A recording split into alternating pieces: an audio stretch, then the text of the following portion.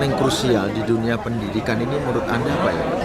Ya, seperti yang kita bahas tadi terkait dengan berbicara soal pendidikan ini. Sebenarnya banyak permasalahan yang harus dibereskan di dunia pendidikan, khususnya di Indonesia.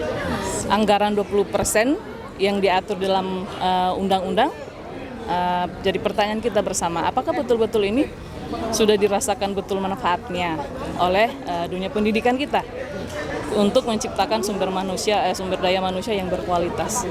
Ini sebenarnya yang jadi pertanyaan krusial kembali, bagaimana keberpihakan kehadiran pemerintah di sini untuk memajukan dunia pendidikan yang ada di Indonesia.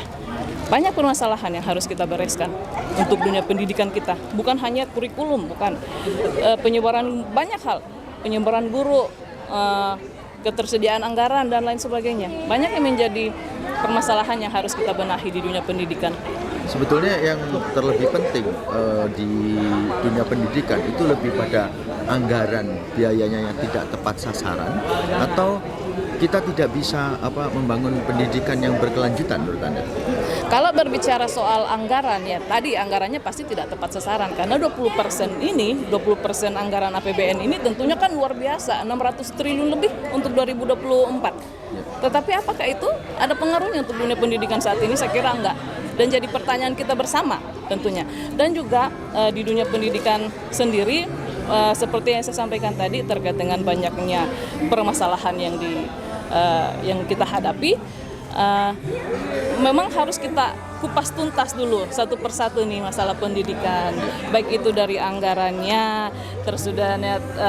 tersedianya guru yang ada di masing-masing sekolah, juga belum lagi masalah kurikulum, masalah sarana prasarana yang membantu pendidikan di suatu sekolah itu apakah tersedia dan sebagainya. Itu yang menjadi permasalahan sebenarnya dan harus diperhatikan oleh pemerintah. Dan sekali lagi saya sampaikan, pemerintah harus hadir di sini. Jangan hanya mengatakan bahwa anggaran 20%. Setelah itu apakah betul-betul 20% ini tepat sasaran atau enggak?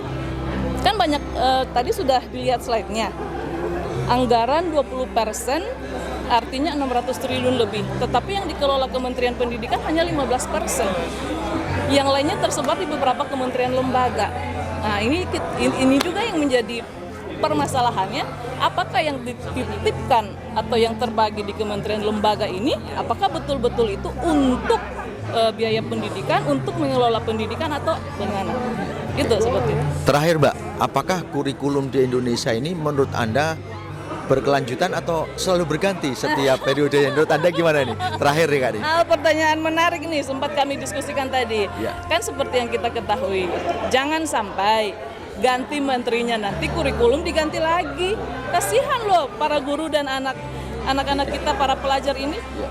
Seharapan kita semoga dengan bergantinya pemimpin yang baru, kurikulumnya mungkin berjalan dengan baik. Jangan ganti lagi, karena kurikulum Merdeka Belajar ini kan baru diterapkan nih.